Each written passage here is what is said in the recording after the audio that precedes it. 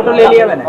क्षेत्र में वादिनी अखिलेश कुमारी द्वारा यह सूचना दी गई कि उनके दृष्टिबाध्य पुत्र है प्रभात उपाध्याय, उनके संबंध में बताया गया कि 4 से 5 ऐसे व्यक्ति हैं जो लगातार मुख्य रूप से उन्हें शादी के लिए प्रलोभन दे रहे हैं और धर्म आंतरण करने के लिए उनको लगातार दबाव बना रहे हैं। इसी के क्रम में वादिनी की निशानदेही पर जो मदरसा है फैजनगर भूता स्थित, वहाँ गई पुलिस टीम और वहाँ पर कुछ इस प्रकार का दृश्य पाया। 4 से 5 लोग एक धार्मिक बैठक में बैठे हुए थे और वहाँ पे जो एक प्रभात उपाध्याय नाम का व्यक्ति है उसका खतने का प्रोसीजर कराने की तैयारी चल रही थी, जिसके पश्चात उसे हामिद बनाया जाना था। यही उनकी सुनियोजित नीति थी। जब टीम घटनास्थल पर पहुंची तो उन्होंने इस प्रयत्न को रोका, इसको विफल किया और इसके अलावा उन्होंने जो घटनास्थल से बरामदगी की है वो कुछ इस प्रकार है।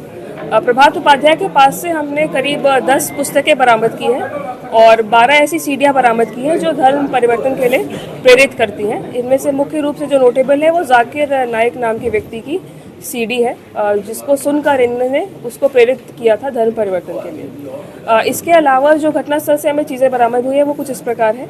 एक हमको पासपोर्ट मिला है, आधार कार्ड मिले हैं, कई पुस्तकें मिली हैं इसी प्रकार की, कई सीडियां हमें बरामद की है इस घटनास्थल से। इसके अतिरिक्त हमने 3 कन्वर्जन सर्टिफिकेट्स वहाँ से बरामद किए हैं, जिसको देकर ये प्रमाणित करते थे कि आपका धर्म परिवर्तित कर दिया गया है। इसके अलावा एक और बरामदगी हुई है जो ये संकेतित करती है कि ब्रजपाल साहू नाम के व्यक्ति को अब्दुल्ला बनाया गया है कुछ वर्ष पूर्व और वो इसी गैंग से, इसी केस से लिंक हो रहा है। जो ब्रजपाल साहू और अब्दुल्ला है उसकी जो बहन है राजकुमारी, उनका भी नाम परिवर्तित करके, धर्म परिवर्तित करके उनको आयशा बनाया गया है और उनकी माँ उषा रानी को धर्म परिवर्तित करके अमीना बनाया गया है। तो इस प्रकार से दूसरा केस भी इस केस से लिंक हो रहा है।